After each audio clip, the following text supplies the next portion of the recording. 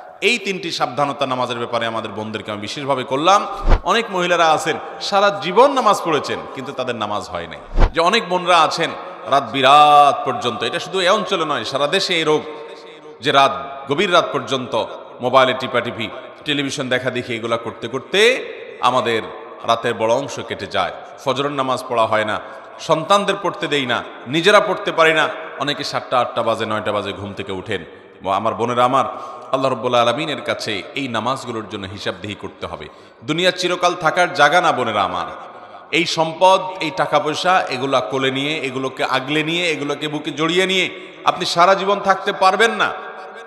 বিশ্বাস করুন, আল্লাহ রাব্বুল আলামিনের কাছে আমাদের সবাইকে যেতে হবে। ইন্না লিল্লাহ, নিশ্চয় আমরা সবাই আল্লাহর সৃষ্টি, ওয়া ইন্না ইলাইহি রাজিউন, আর আমাদের সবাইকে আল্লাহর কাছেই ফিরে যেতে হবে। যেহেতু আল্লাহর কাছেই ফিরে যেতে হবে, অতএব আসুন আমরা 5 ওয়াক্ত নামাজের ব্যাপারে ইহতিমাম করি, এর ব্যাপারে গুরুত্ব আরোপ করি।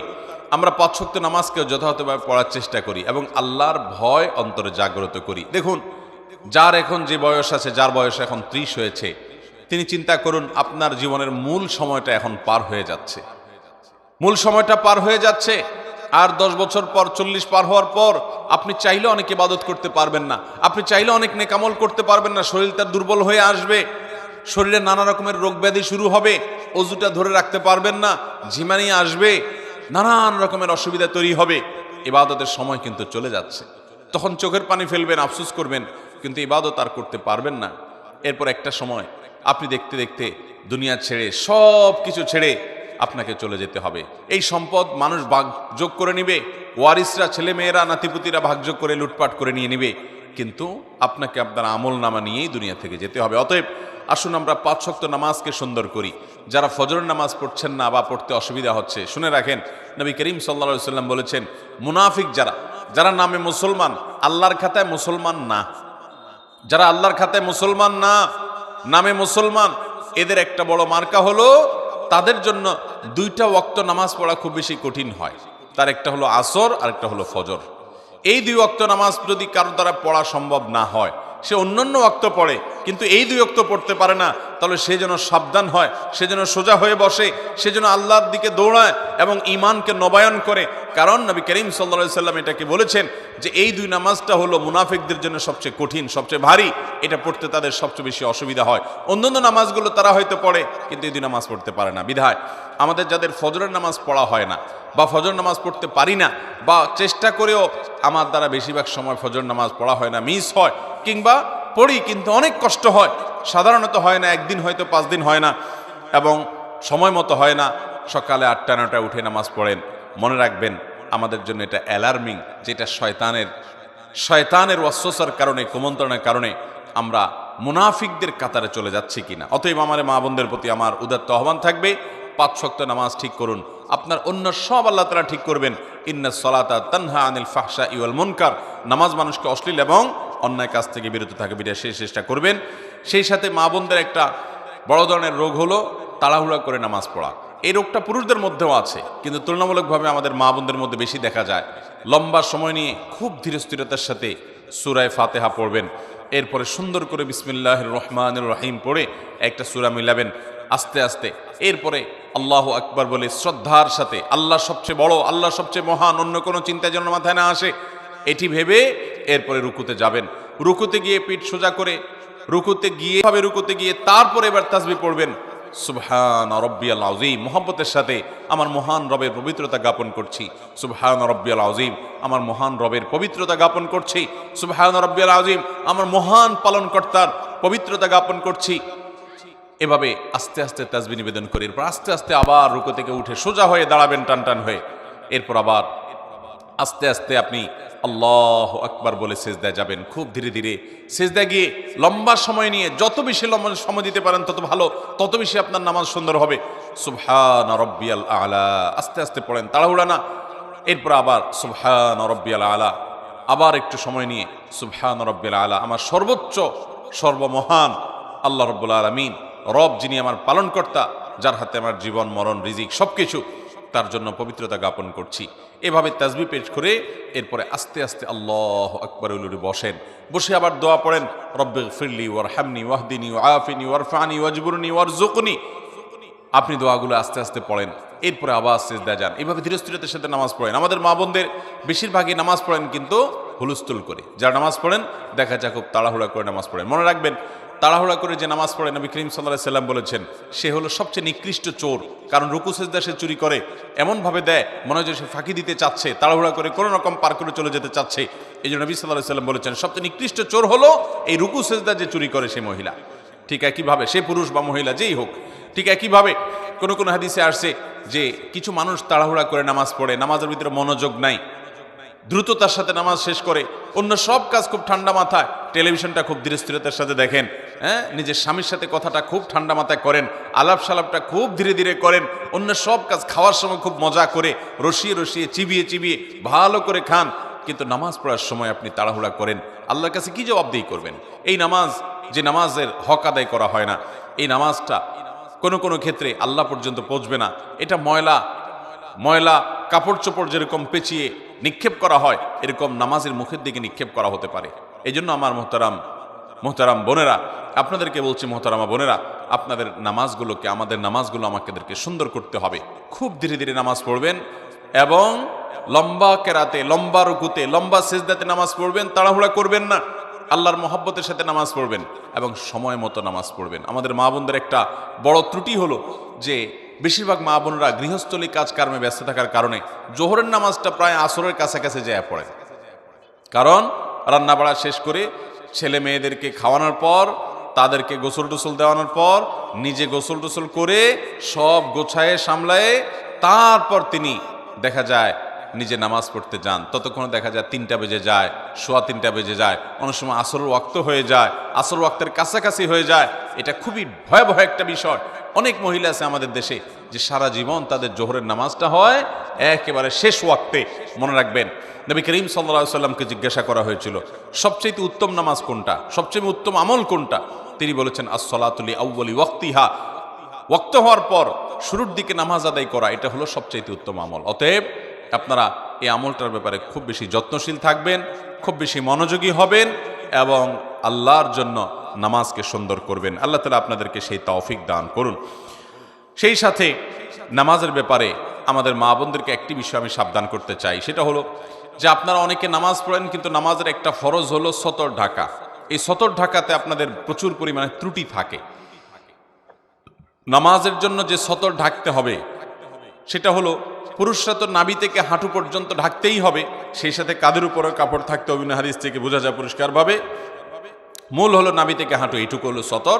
পাশাপাশি কাঁধের উপর রাখাটা পুরুষদের জন্য আপনার কর্তব্য, কিন্তু মূল সতরের বাইরে।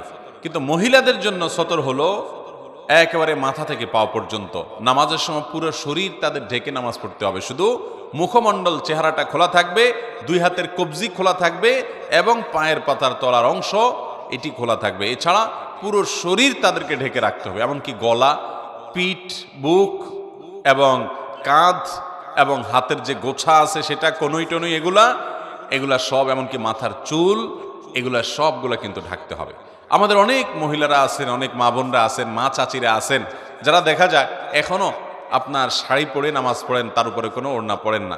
আপনি শাড়ি পরে নামাজ পড়েন কিন্তু তার উপর আপনাকে একটা বড় ওড়না বা কিছু দিয়ে আপনার পুরো শরীরকে ঢাকার চেষ্টা করতে হবে। শুধু শাড়ি পরে নামাজ পড়লে আপনার হাতের কোনোই দেখা যাবে, আপনার পেট বা পিঠের বা কিংবা কাঁধের কিছু অংশ আপনার দেখা যেতে পারে, চুলগুলা বের হয়ে যেতে পারে। যদি আপনার পুরো নামাজ জুড়ে এরকম শরীরের সমস্ত অঙ্গ প্রত্যঙ্গ খোলা থাকে, আপনার নামাজ হবে না। অনেক মহিলারা আছেন সারা জীবন নামাজ পড়েছেন কিন্তু তাদের নামাজ হয় নাই। অতএব আমাদেরকে মনে রাখতে হবে মাথা থেকে পা পর্যন্ত মহিলারা নামাজের জন্য পুরো শরীরকে ঢেকে নামাজ পড়বেন, এটি তাদের জন্য ফরজ। এটি না হলে তার ফরজ তরক হবে, নামাজই হবে না। বিধায় এই 3টি সাবধানতা নামাজের ব্যাপারে আমাদের বোনদেরকে আমি বিশেষভাবে করলাম। আর যারা বয়সে অনেক তরুণী আছেন, আমাদের অনেকে আছেন নামাজের গুরুত্ব এখনো বুঝি না। দেখুন, আল্লাহ রাব্বুল আলামিনের কাছে আমাদের সবাইকে চলে যেতে হবে, খুব দ্রুততার সাথে চলে যেতে হবে। আমরা কেউ এখানে থাকতে আসি নাই, জিন্দেগি পার হয়ে যাচ্ছে। বিধায় এই ফরজ নামাজকে আমরা খুব গুরুত্বের সাথে পড়বো ইনশাআল্লাহ। দ্বিতীয়ত যে নসিহা থাকবে তা হলো আল্লাহ রাব্বুল আলামিনের কাছে নারী হিসাবে আপনাদের একটা বিশেষ জবাবদিহিতা আছে, সেটা হলো আপনি কতটা পর্দা পশিদা করেছেন। পর্দার এই বিধানটাকে আল্লাহ তাআলা ফরজ করেছেন। সূরা নূর বেশি বেশি করে পড়বেন, সূরা আহজাব বেশি বেশি করে পড়বেন। এই দুই সূরাতে পর্দার বিধানগুলো আল্লাহ তাআলা বিস্তারিত পুঙ্খানুপুঙ্খ আলোচনা করেছেন। আমাদের মা বোনদের জন্য এক্সট্রা একটা ফরজ আছে, যেটা পুরুষদের জন্য নাই, সেটা হলো নিজের সৌন্দর্যকে পরপুরুষের সামনে প্রকাশ করা যাবে না, এটা ঢেকে তাদেরকে চলতে হবে। পুরুষদের জন্য যে নির্দেশ আছে এই সংশ্লিষ্ট, সেটা হলো তারা চোখের হেফাজত করবে, চোখকে অবনত করবে। কিন্তু মা বোনদের জন্য নির্দেশ হলো তারা নিজেদের এই সৌন্দর্য, আল্লাহর দেয়া সৌন্দর্য অর্থাৎ পুরো শরীরকে তারা ঢেকে ঢুকে রাখবে।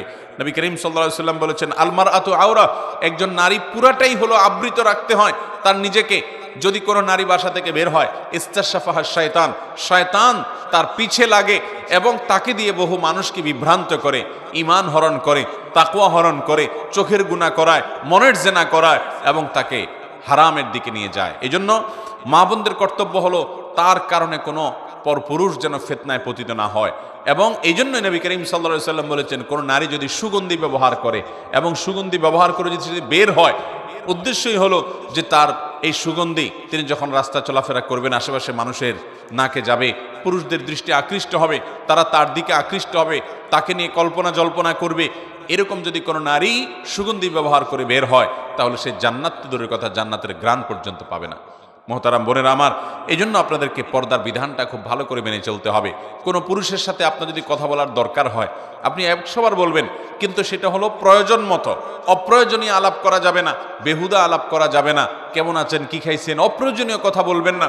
কোনো দরকার হলো তো আপনি কেনার দোকানদারের কাছে কথা বলতে হলো, তো আপনি কথা বলবেন। কিন্তু সেখানে আবার অনেক মা বোনরা আছেন, অন্য পুরুষের সাথে কথা বলার সময় কৃত্রিম সুরে কথা বলেন, একটু মিষ্টি সুরে কথা বলেন, একটু কোমল কণ্ঠে কথা বলেন, একটু নিজের কণ্ঠটার ভিতরে বিশেষ মাধুর্যতা এনে কথা বলার চেষ্টা করেন। কোরআনে কারিমে আল্লাহ রাব্বুল আলামিন স্পষ্ট নিষেধ করেছেন যে তোমরা যখন পরপুরুষের সাথে কথা বলার দরকার হবে, কোনো প্রয়োজনে তোমরা কথা বলবে, ফালা তাখদা'না বিল কওল, তখন তোমরা কথাকে কোমল করে বলবে না, কথার ভিতরে কোমলতা সৃষ্টি করবে না, বরং স্বাভাবিকভাবে কথা বলবে। ওয়াকুলনা কাওলাম মারুফা, স্বাভাবিক কথা বলতে হবে। আমাদের বোনরা, মায়েরা অনেকে এই পর্দার বিধানগুলোকে লঙ্ঘন করেন। সোশ্যাল মিডিয়াতে অনেক মেয়েরা আছেন, নিজেদের ছবি, উন্মুক্ত ছবি আপনারা তুলে সেটাকে আপলোড করেন, আপনার স্বামীর সাথে ছবি আপলোড করেন, আপনি নিজের ছবি আপলোড করেন, বান্ধবীরা একসাথে হয়ে আপলোড করেন। আপনি একজন প্রাপ্তবয়স্কা নারী হওয়ার পর, আপনি বয়স্ক বা প্রাপ্তবয়স্ক হওয়ার কাছাকাছি পৌঁছে গেছে আপনার মেয়ে, সেই মেয়ের ছবি তুলে আপনি ফেসবুকে আপলোড করলেন। তাহলে সেক্ষেত্রে আপনাদের ছবি দেখে যত পুরুষ চোখের জেনায় লিপ্ত হবে, তারা সবাই তো তাদের অপরাধ করবেই। আপনারা যারা নিজেদের ছবি আপলোড করেছেন, আপনি শুধুমাত্র এই ছবি আপলোড করে যত মানুষ চোখের জেনা করছে, তাদের সবার সমপরিমাণ গুনাহের ভাগীদার আপনাকে হতে হবে। ঠিক একইভাবে দেখা যাবে এই ছবি আপনি আপলোড করার পর আপনার এখান থেকে কতজন কপি করে নিয়ে গেছে, কত বাজে বাজে জায়গায় ব্যবহার করেছে, কত পুরুষরা সেটা দেখছে, কতজন এটা দেখে আপনাকে নিয়ে মনে মনে জেনা করছে, এর সবগুলোর পাপের ভাগীদার কিন্তু আপনাকে হতে হবে। একজন নারী, মুসলিম নারী, তার সম্ভ্রম, তার ইজ্জত অনেক দামি। তিনি চিন্তা করবেন আমাকে নিয়ে কেউ বাজে চিন্তা করতে পারে, এমন কোনো জায়গায় আমি নিজেকে উপস্থাপন করব না। আপনি যখন আপনার ছবিকে ফেসবুকে ছেড়ে দিবেন, টুইটারে ছেড়ে দিবেন, অনেক বোনরা আছেন যে আজকাল দেখা যায় টিকটকে নিজেদের ভিডিও ছেড়ে দেন, ফেসবুকে নিজেদের ভিডিও ছবি ছেড়ে দেন, নিজেদের ব্যক্তিগত পারিবারিক বিষয়াবলীগুলোকে ছেড়ে দেন। আপনার শরীর, আপনার শরীরের সৌন্দর্য, এটা আপনি যারা পরপুরুষ তাদের সামনে আপনি দেখার সুযোগ করে দিয়েছেন। এটা আপনার আত্মসম্মান বোধ পরিপন্থী যে আপনাকে নিয়ে বাজে জল্পনা করার সুযোগ আপনি করেছেন, এবং বাজে জল্পনা যে আপনাকে নিয়ে হবে এই ব্যাপারে কোনো সন্দেহ নাই। কারণ আল্লাহ তাআলা সৃষ্টি করেছেন এরকম যে নারীদের প্রতি পুরুষদেরকে আকৃষ্ট করেছেন। অতএব আকৃষ্ট হওয়ার প্রবণতা পুরুষদের মধ্যে আছে। এই জন্য পুরুষরা তাদের চোখকে হেফাজত করবে, আর মা বোনরা তাদের ইজ্জত এবং সম্ভ্রমকে রক্ষা করার জন্য তাদের ব্যক্তিত্ব এবং আত্মসম্মান বোধের জায়গা থেকে তারা পর্দার বিধান মেনে চলবেন। পর্দা করা ফরজ মেয়েদের জন্য। এই ফরজ বিধান না মানার কারণে অনেক বোনরা জাহান্নামে যাবে। নবী করিম সাল্লাল্লাহু আলাইহি সাল্লাম নারীদের জন্য যে শর্ট সিলেবাস দিয়েছেন, 4টি কাজ করার মাধ্যমে নারীরা জান্নাতি হতে পারেন, তার ভিতরে একটি কাজ হলো যে ও হাফিজাত ফরজাহা, কোন নারী যদি তার সম্ভ্রমকে, ইজ্জতকে হেফাজত করেন। আজকাল অনেক বোনরা আছেন, এখানে আমাদের অনেক তরুণী মেয়েরা আছেন যারা ফেসবুকে ছেলেদেরকে ফ্রেন্ড লিস্টে ঢুকান। ফেসবুকে আপনাদের শত শত ছেলে বন্ধু আছে তথাকথিত, এটা শয়তানের সবচেয়ে বড় অস্ত্র। আপনি এই ছেলে বন্ধুদের সাথে তাদের ফেসবুকে, তাদের আইডিতে গিয়ে কমেন্ট করেন, তাদের আইডিতে তাদের পোস্টে আপনি লাইক করেন, তারা আপনার এখানে লাইক কমেন্ট করে, এবং দেখা যায় মাঝে মধ্যে একটু রসিকতা সুলভ কথা হয়। প্রথমে হয়তো দরকারি কথা হয়, এরপর আস্তে আস্তে রসিকতা সুলভ কথা হয়, এরপর আস্তে আস্তে মনের অজান্তে আপনি হয়তো জেনার দিকে চলে যাচ্ছেন। সরাসরি জেনায় হয়তো প্রথমে যাবেন না, জল্পনা কল্পনার জেনা শুরু হয়, এরপর আস্তে আস্তে মূল জেনার দিকে মানুষ চলে যায়। মূল জেনার দিকে যদি নাও যায়, শুধু জল্পনা কল্পনা করার কারণে আপনার আল্লাহর কাছে জেনার গুনাহ আপনার আমলনামায় লেখা হবে। অনেক বোনরা আছেন যারা এই কাজগুলো করেন, অনেক ভাইরা আছেন। এটা যেহেতু বোনদের মজলিস এবং মেয়েরা আমাদের কথা শুনছেন, সেজন্য আপনাদেরকে বলছি, আল্লাহরও আস্তে আল্লাহ আপনাকে একটা আত্মমর্যাদা দিয়েছে। আপনি মুসলিম নারী, আপনি সম্ভ্রান্ত, আপনি রাস্তার বেহায়া নারীর মতো নন। আপনি একজন সম্ভ্রান্ত, আপনার ইজ্জত এবং সম্মান আছে। আপনার ফেসবুক ফ্রেন্ড লিস্টে যদি আপনার অন্য ছেলেদেরকে, পরপুরুষদেরকে আপনি ইনক্লুড করেন, তাদেরকে যদি অ্যাড করেন, এবং তাদের সাথে আপনি ইনবক্সে গিয়ে যদি আলাপ সালাপ জুড়ায় দেন, এবং দরকারি আলাপ থেকে বেদরকারি আলাপের দিকে চলে যান, কমেন্ট বক্সে যদি তথ্য আপনার কমেন্ট আদান প্রদান করেন, ফিতনার দুয়ারকে উন্মুক্ত করেন, তাহলে সেক্ষেত্রে মনে রাখবেন, আপনার এই আইডি থেকে, আপনার এই কমেন্ট থেকে ওই পুরুষ ফিতনায় পতিত হলে, আপনি নিজে পতিত হলে, অন্যরা ফিতনায় পতিত হলে, এর পুরো দায়ভার আপনাকে বহন করতে হবে। এই জন্য মায়েরা, আপনাদের নিজেদের সম্ভ্রমকে বাঁচানোর জন্য সংগ্রাম করতে হবে, প্রতিজ্ঞা করতে হবে, এবং মনে রাখবেন, এই যুগে আল্লাহর সবচেয়ে বড় নেককার বান্দি রাবেয়া বসরি যদি কেউ হতে চায়, ইমরাতে ইমরানের মতো, ইমরাতে ইমরানের মতো, অথবা ইমরানের মেয়ে মারিয়ামের মতো, অথবা ফেরাউনের স্ত্রী আসিয়ার মতো নেককার, আয়েশা রাদিয়াল্লাহু তাআলার মতো নেককার নারী যদি কেউ হতে চায়, তার জন্য সর্বপ্রথম এবং প্রধান পদক্ষেপ হলো, অন্যতম পদক্ষেপ হলো, ঈমান এবং সাধারণ নেকামলের পর তার ইজ্জতকে হেফাজত করতে হবে, পর্দা মানতে হবে।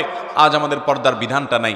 দেখা যায় মার বয়স 40, 45, 50 পার হয়ে গেছে, তারপর তিনি বোরকা পরেন, অথচ তার 15 বছর 20 বছরের মেয়েটাকে তিনি বোরকা পরান না।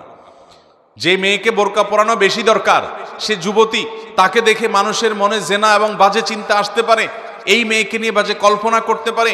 এই জায়গা থেকে তার সৌন্দর্যকে বেশি ঢেকে ঢুকে রাখা দরকার, পর্দার মধ্যে রাখা দরকার। সেটা না করে মা নিজে পর্দা করেন, মেয়েকে বেপর্দার সাথে স্কুলে পাঠান, কলেজে পাঠান, বাজারে পাঠান, বাহিরে যেতে দেন, অন্য ছেলেদের সাথে কথাবার্তা বলতে দেন, আড্ডা মারতে দেন, এবং গুনাহে লিপ্ত হওয়ার ক্ষেত্রে পথ সুগম করে দেন।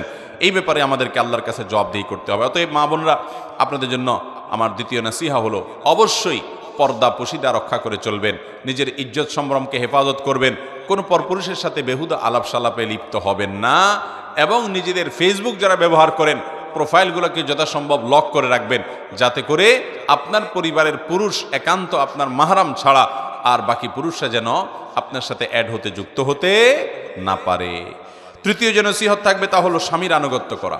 আজকাল আমাদের মা বোনদের জন্য এটা কঠিন হয়ে গেছে। অনেক মহিলারা আছেন, নামাজও পড়তে রাজি আছে, পর্দা করতেও রাজি আছে, কিন্তু স্বামীর কথা মানতে রাজি না। এবং শয়তান আমাদেরকে এই জায়গাতে, আমাদের মা বোনদের সবচাইতে বেশি ধোঁকা দিয়ে থাকে। তথাকথিত নারীবাদীরা আমাদের মা বোনদেরকে উস্কে দেয় যে না, নিজের কথা মতো চলতে হবে, স্বাধীন মতো থাকতে হবে। ভাইরা আমার, বোনেরা আমার, অবশ্যই স্বাধীনতা আপনাকে ইসলাম দিয়েছে, কিন্তু প্রত্যেকটা স্বাধীনতার একটা সীমানা আছে, একটা নির্দিষ্ট ডেফিনেশন আছে। আপনি যদি স্বাধীনতার নাম দিয়ে আপনার স্বামীর নির্দেশকে লঙ্ঘন করেন, তাকে পাত্তা না দেন, তাকে তোয়াক্কা না করেন, তাকে ইজ্জত না করেন, তাহলে সেক্ষেত্রে আল্লাহর কাছে আপনি অপরাধী হিসাবে বিবেচিত হবে। এটা আপনার দুনিয়াকেই শেষ করবে, আখিরাত তো পরেই। মনে রাখবেন, যারা এই সমস্ত কথার সবক দেয় আমাদের মা বোনদেরকে যে নারীরা নিজের মন মতো চলবে, তথাকথিত স্বাধীন হবে, সেই মানুষগুলোর দেশের দিকে তাকান, ইউরোপ আমেরিকার দিকে তাকান, একটা দেশও পাবেন না যেই দেশে মেয়েরা মুসলিম পরিবারগুলোর মতো, মুসলিম দেশগুলোর মতো সুখে আছে। তাদের জীবনে দেখা যায় যে পরিবার বলতে, পারিবারিক জীবন বলতে কোনো জিনিস পাওয়াটা সোনার হরিণ হয়ে যাচ্ছে দিন দিন। কারণ সেখানে ভোগটাই মুখ্য হচ্ছে, স্বামী স্ত্রীর মধ্যে কোনো বন্ডিং থাকছে না, কোনো সম্পর্ক থাকছে না। মুসলিম পরিবারে, মুসলিম দেশগুলোতেও নারীর প্রতি কম বেশি অবিচার হয়, কিন্তু এরপরও দেখা যায় মুসলমানদের সমাজে স্বামী স্ত্রীর মধ্যকার যে ভালোবাসা, যে হৃদ্যতা, যে সৌহার্দ্য, যে সম্প্রীতি, যে আন্তরিকতা, এটা অমুসলিমরা কল্পনাও করতে পারে না। আল্লাহর বিধানের মধ্যেই কল্যাণ। আপনার কাছে মনে হতে পারে আপনার স্বামী, তার কোনো কথা আপনার ভালো লাগে না, সে হয়তো আপনার চাইতে কম বুঝে, হয়তো সে অনেক ক্ষেত্রে হয়তো পিছিয়ে আছে, তারপরও সে যদি আল্লাহর আদেশের বাইরে আপনাকে কিছু না বলে, খারাপ কোনো নির্দেশ যদি না করে তাহলে সেক্ষেত্রে আপনি তার কথা মানবেন। সংসারের বিষয়ে স্বামীর সাথে বেশি তর্ক করতে যাবেন না, এটা তার বিষয়। সে কিভাবে উপার্জন করবে, বিশেষ করে হালাল উপার্জনের ক্ষেত্রে সে কোন পথে যাবে না যাবে, কোন ব্যবসা করবে না করবে, কাকে কি দিবে না দিবে, এসব বিষয়ে খুব বেশি মাথা ঘামাতে যাবেন না। আমাদের অনেক বোনরা আছেন এগুলো নিয়ে অনেক বেশি মাথা ঘামিয়ে সংসারে অশান্তি সৃষ্টি করেন, স্বামীর অবাধ্য হয়ে যান। মনে রাখবেন, মুসলিম নারীর জন্য আল্লাহর তরফ থেকে অনেক বড় একটা পরীক্ষার বিষয় হলো যে আপনার স্বামীকে আপনি কতটা মানতে পারলেন। আমি বহু নারীর কথা জানি যারা তাহাজ্জুদের নামাজও পড়ে, যারা নফল নামাজ রোজাও রাখে, যারা আইয়ামে বীজের রোজা রাখে, যারা সোম বৃহস্পতিবার নফল রোজা রাখে, যারা নিয়মিত কোরআন তেলাওয়াত করে, নিয়মিত তাসবিহ তাহলিল করে, জিকির আজকার করে, সবই ঠিক আছে, কিন্তু স্বামীর সাথে সারাদিন বাদাবাদি, স্বামীর সাথে সারাদিন তর্ক করবে, স্বামীকে মেনে চলবে না। কোন এক সালাফ এর স্ত্রী বলেছিলেন, আমরা আমাদের স্বামীদেরকে আগের যুগের মানুষ রাজাদেরকে যেরকম সম্মান করতো ওই রকম সম্মান করতাম। অতএব আমার মা বোনরা, আপনাদের জন্য এটা আল্লাহ তাআলার তরফ থেকে একটা অ্যাসিড টেস্ট, একটা অগ্নি পরীক্ষা। আপনারা অবশ্যই আপনাদের স্বামীদেরকে মেনে চলবেন। স্বামীদের অবশ্য কর্তব্য স্ত্রীর সাথে সর্বোচ্চ সুন্দর আচরণ করবে, কারণ নবীজি সাল্লাল্লাহু আলাইহি সাল্লাম বলেছেন, তোমাদের মধ্যে স্ত্রীদের কাছে যে যত বেশি ভালো সে আসলেই ভালো এবং আল্লাহর কাছে ভালো। এজন্য স্ত্রীর সাথে সুন্দর আচরণ করে ভালো থাকার চেষ্টা করবে পুরুষরা, কিন্তু নারীরা তাদের স্বামীদের সামনে নিজেকে অনুগত হিসাবে, এবং স্বামীদের একান্ত অনুগত মানুষ হিসাবে উপস্থাপন করবেন। কারণ নবী করিম সাল্লাল্লাহু আলাইহি ওয়াসাল্লাম ওই যে শর্ট সিলেবাসে নারীদের 4 কাজে জান্নাতের কথা বলেছেন, অফার করেছেন, এর ভিতরে একটা হলো আতাআত যাওজাহা, যে নারী তার স্বামীর কথা শুনে স্বামীর সাথে কুতর্ক করে না, ঝগড়াঝাটি করে না, বেয়াদবি করে না এবং তেড়ামি করে না, বরং যথাসম্ভব স্বামীকে ইজ্জত করে, সম্ভ্রম করে। আপনি আপনার কোন রাজাকে যেরকম সম্মান করেন, তার কথাকে যেরকম শ্রদ্ধা করেন স্বামীর সাথে, সেই আচরণটা থাকতে হবে। এই একটি জায়গাতে ত্রুটির কারণে, এই একটি জায়গায় গাফিলতির কারণে, বিচ্ছুরিতার কারণে শত শত হাজার হাজার পর্দানুসীন, কোরআন তেলাওয়াতকারী, জিকির আজকারকারী, ইবাদত গুজার নারীরা ধরা খেয়ে যাবে এবং আল্লাহর পাকড়ার মধ্যে যাবে। আমি আজকের এই নারী সম্মেলনে আমাদের মা বোনদেরকে উদাত্ত আহ্বান করব, আসুন এই চ্যালেঞ্জটা গ্রহণ করি যে আমরা আমাদের স্বামীদেরকে সর্বোচ্চ শ্রদ্ধা করব এবং মেনে চলব। এটি আজ আমাদের মা বোনদের থেকে প্রায় হারিয়ে গেছে। আল্লাহ তাআলা আমাদেরকে আমলের তৌফিক দান করুন। 4 নম্বর যে নসিহত করব তা হলো, আমাদের সন্তানরা আমাদের উপরে আমানত, আমাদের কাছে আমানত। নবী করিম সাল্লাল্লাহু আলাইহি সাল্লাম বলেছেন, কুল্লু মাউলুদিন ইউলাদু আলাল ফিতরাহ, প্রতিটা পরিবারের ছোট ছোট শিশু যারা দুনিয়াতে আসে এরা সবাই মুসলমান হয়ে জন্মগ্রহণ করে, মায়ের গর্ভ থেকে তারা ভালো মানুষ হয়ে আসে। ইল্লা আন্না আবওয়াহু ইউহাউদানিহি আও ইউনাসরানিহি আও ইউমাজ্জিসানিহি, তবে এই বাচ্চাগুলোর মা, তার বাবা, তারা এই বাচ্চাগুলোকে খ্রিস্টান বানায়, ইয়াহুদি বানায়, বেঈমান করে দেয় এবং ঈমান হারা করে ফেলে। বিধায় আমাদের সন্তানরা আল্লাহর কাছে তাদের ব্যাপারে আমরা জিজ্ঞাসিত হব। আল্লাহ রাসূল সাল্লাল্লাহু আলাইহি ওয়াসাল্লাম বলেছেন, আল্লাহ কুল্লুকুম রাঈন ওয়া কুল্লুকুম মাসউলুন আন রাইয়াতিহি, তোমাদের প্রত্যেকেই দায়িত্বশীল, তোমাদের সবাইকে অধীনস্থদের সম্পর্কে জিজ্ঞাসাবাদ করা হবে। একজন নারী, তিনি স্বামীর ঘরের ব্যাপারে দায়িত্বশীল, কিভাবে এটা দেখভাল করলেন, স্বামীর টাকা পয়সার আমানতদারিতা রক্ষা করলেন কিনা, স্বামীর অগোচরে নিজের ইজ্জত সম্ভ্রমকে হেফাজত করলেন কিনা, সন্তানদেরকে সঠিকভাবে লালন পালন করলেন কিনা, এই জন্য তাকে অবশ্যই আল্লাহর কাছে জবাবদিহি করতে হবে। এই জন্য আমাদের মা বোনদেরকে আমি বলবো, বিশেষভাবে আপনাদের সন্তানদের প্রতি আপনারা যত্ন নিন। ছেলে হোক মেয়ে হোক, অবশ্যই তাদেরকে 7 বছর বয়স হওয়ার সাথে সাথে নিজে নামাজ পড়ুন, সুন্দর করে তাদের সামনে তাদেরকে নামাজ দেখান এবং নামাজ শেখান, নামাজ পড়তে উদ্বুদ্ধ করুন, কোরআনটা শুদ্ধ করে পড়তে শেখান, তাদের সামনে কোরআন তেলাওয়াত করুন, মোবাইলের নেশা ছেড়ে দেন, কোরআন হাতে নেন, আপনি নিজে কোরআন পড়েন, তাদেরকে কোরআন পড়তে উদ্বুদ্ধ করেন, কোরআন পড়তে উৎসাহিত করেন। যদি কন্যা সন্তান হয় তাহলে সেক্ষেত্রে তাকে 8, 9, 10 বছরের কাছাকাছি বয়স গেলেই তখন থেকে তাকে পর্দা বুঝান। কেন পর্দা করতে হবে? একজন নারী তার সম্ভ্রম, তার ইজ্জত, তার আত্মসম্মান, আত্মমর্যাদার জায়গা থেকে তাকে নিয়ে কাউকে বাজে চিন্তা করতে দিবে না তিনি এই জায়গা থেকে, এবং সমাজে মানুষের ফিতনার কারণ হবেন না তিনি, তার কারণে কেউ বিপদগামী হবে না, কোনো যুবক, কোনো তরুণ। সেই জায়গা থেকে আল্লাহর ফরজ নির্দেশ মানতে গিয়ে তিনি পর্দা করবেন। আল্লাহ বলেছেন, ওয়ালা ইউবদিনা যিনাতাহুন্না, নারীরা তাদের সৌন্দর্যকে প্রকাশ করবে না, ইল্লা মা যারা মিনহা, কিন্তু পর্দা করার পরও যদি আপনার পর্দার বাহির থেকে প্রকাশিত হয়, অর্থাৎ বাহির থেকে যদি কেউ দেখে সেটি ভিন্ন বিষয়, কিন্তু পর্দা করবে, নিজেকে ঢেকে ঢুকে রাখবে এবং এটার জন্য সে টাইট পোশাক পরবে না। অনেক মহিলারা আছেন যে আজকাল প্রচুর পরিমাণে টাইট পোশাক আশাক পরেন, পুরুষদের মতো পোশাক আশাক পরেন, শার্ট প্যান্ট পরেন। মনে রাখবেন, নবী করিম সাল্লাল্লাহু আলাইহি ওয়াসাল্লাম বলেছেন, লানাল্লাহু আল মুতাশাব্বিহাতু মিনান নিসাই বির রিজাল, ওই মহিলাদের প্রতি আল্লাহ লানত এবং গজব নাজিল হয় যারা পোশাক আশাকে বেশভূষায় পুরুষের সাদৃশ্য গ্রহণ করে। তারা শার্ট প্যান্ট পরে, টি শার্ট পরে, তারা দেখা যায় পুরুষদের মতো চুল রাখে, তারা পুরুষদের মতো চলাফেরা সবকিছু করে, গেঞ্জি ইত্যাদি পরে বাহিরে ঘুরে বেড়ায়। এগুলো একজন নারীর জন্য হারাম। একইভাবে পুরুষের জন্য হারাম করা হয়েছে, তারা মহিলাদের বেশভূষা ধারণ করবে না। আমার বোনেরা, আল্লাহ তাআলা আপনাদেরকে যে নারী হিসাবে সৃষ্টি করেছেন, এই নারীত্বের মধ্যে আপনাদের সম্মান নিহিত আছে। অনেক মহিলারা পুরুষ হতে চান, পুরুষের মতো হতে চান। আপনি মহিলা হওয়ার পরও পুরুষের মতো পোশাক আশাকে যদি তাদের মতো হতে চান, এটা আপনার নিজের জন্য অপমানের। কেন অপমানের? কারণ আল্লাহ আপনাকে যে নারী হিসাবে সৃষ্টি করেছেন, তার মানে আপনি এটাতে আপনি অপমান বোধ করছেন। আপনি মনে করছেন নারী তুচ্ছ, নারী ছোট, এই জন্য আপনি পুরুষ হওয়ার চেষ্টা করছেন। পুরুষ হওয়ার চেষ্টা করাটা বরং আপনার জন্য অপমানের। আপনার নারীত্বের মধ্যেই আপনার জন্য সম্মান নিহিত আছে, যেটা আমরা এতক্ষণ বলছিলাম। অতএব এই পুরুষদের মতো পোশাক আশাক পরা যাবে না। অনেক মায়েরা আছেন, নিজেরা ঠিকই দেখা যায় যে নারী সুলভ পোশাক আশাক তারা পরছেন, নিজের ইয়াং মেয়েকে দেখা যাচ্ছে প্যান্ট কিনে দিচ্ছেন, টি শার্ট কিনে দিচ্ছেন, গেঞ্জি কিনে দিচ্ছেন। আজকাল দেখা যায় ছোট ছোট মেয়েদেরকে 7 বছর 8 বছর বয়স থেকে তাদেরকে বেহায়াপনা এবং অশ্লীলতার পোশাক আশাক তাদেরকে কিনে দেওয়া হচ্ছে। বাজারেও সেরকম পোশাক আশাক পাওয়া যাচ্ছে, শর্টকাট পোশাক আশাক, ছোটখাটো সংক্ষিপ্ত পোশাক আশাক, অতিরিক্ত পাতলা পোশাক আশাক, অতিরিক্ত টাইট পোশাক আশাক। নবী করিম সাল্লাল্লাহু আলাইহি সাল্লাম বলেছেন, রুব্বা কাসিয়াতিন ফিদ দুনিয়া আরিয়াতুন ফিল আখিরাহ। বহু নারী দুনিয়াতে, রুব্বা কাসিয়াতুন আরিয়াত, বহু নারী আছে পোশাক পরে থাকে, কিন্তু পোশাক পরেও বিবস্ত্র, পোশাকহীন এবং নিউলঙ্গ মানুষের যে অপরাধ, যে পাপ, সে অপরাধে অপরাধী হয় পোশাক পরার পরও। কারণ তাদের সে পোশাকটা এত পাতলা যে শরীরের ভেতরের অংশ দেখা যায়, এত টাইট যে তাদের শরীর বিভিন্ন অঙ্গ প্রত্যঙ্গ ফুটে ওঠে। এই জন্য ঢিলা ঢালা পোশাক পরতে হবে। এবং আপনারা নিজেরা শখ করে যে সমস্ত পোশাক আশাক পরবেন, সেগুলো আপনার স্বামী, আপনার বাবা, ভাই, বাসা বাড়িতে মাহরাম পুরুষরা যা থাকবে তাদের সামনে আপনি পরবেন, কিন্তু বাহিরে যখন যাবেন নিজের সৌন্দর্যকে আপনি যেখানে সেখানে বিকিয়ে দিবেন না।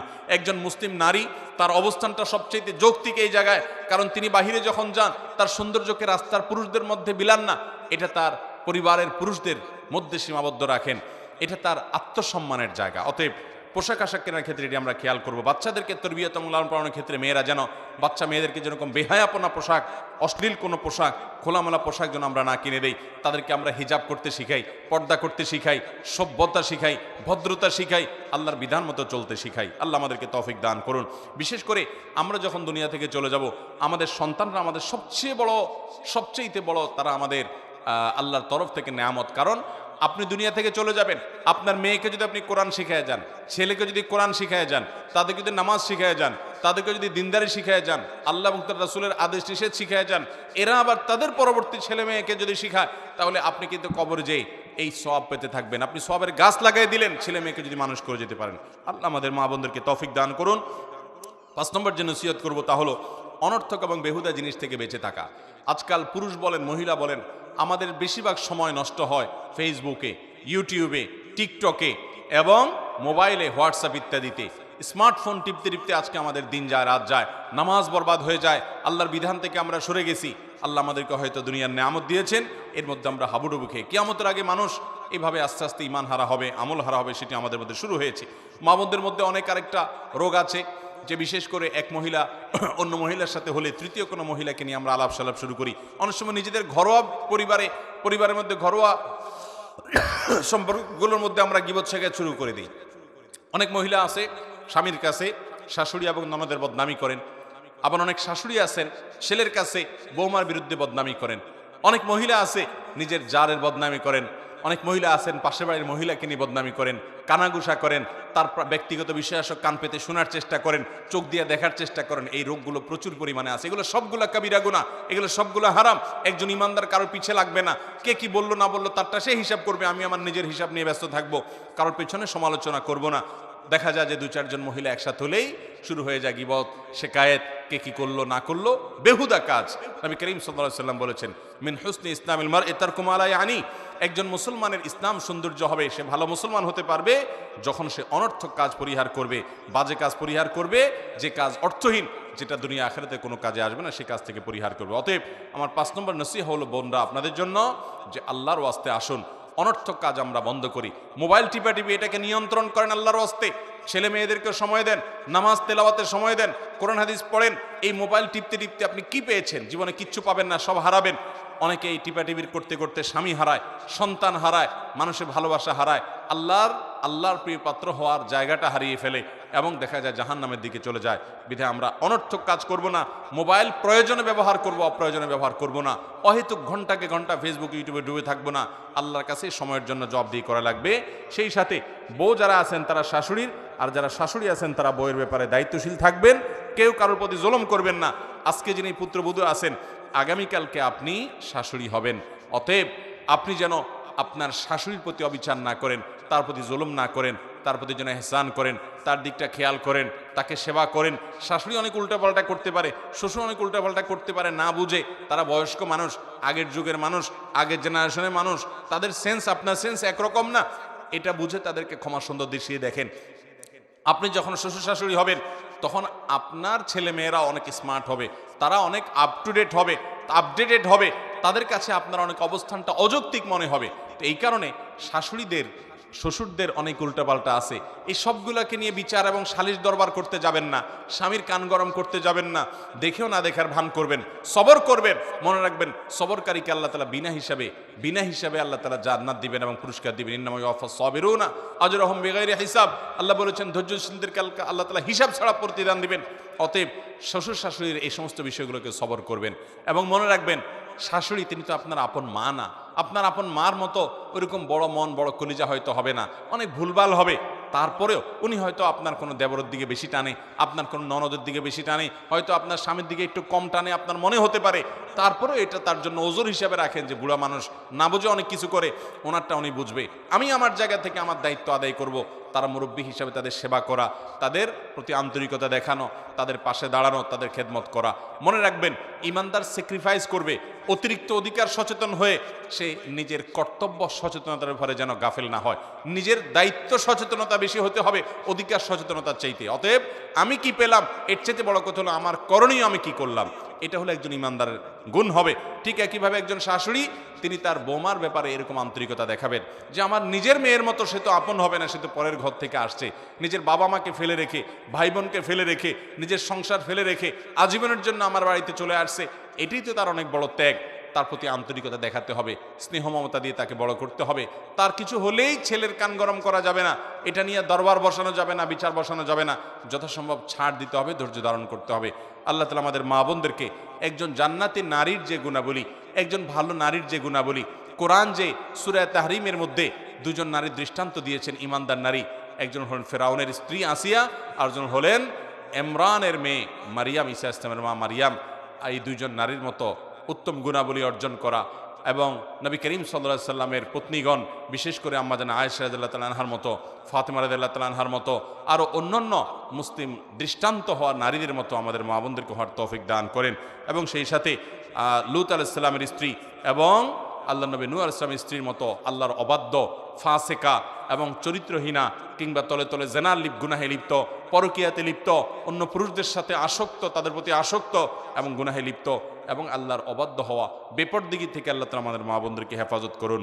এবং এই মজলিস থেকে আমরা ভালো কিছু শিখে গিয়ে আমাদের জীবনকে যেন পরিবর্তন করতে পারি, সেই তৌফিক আমাদের সবাইকে আল্লাহ তাআলা দান করুন। ওয়া আখিরু দাওয়ানা আলহামদুলিল্লাহি রাব্বিল আলামিন।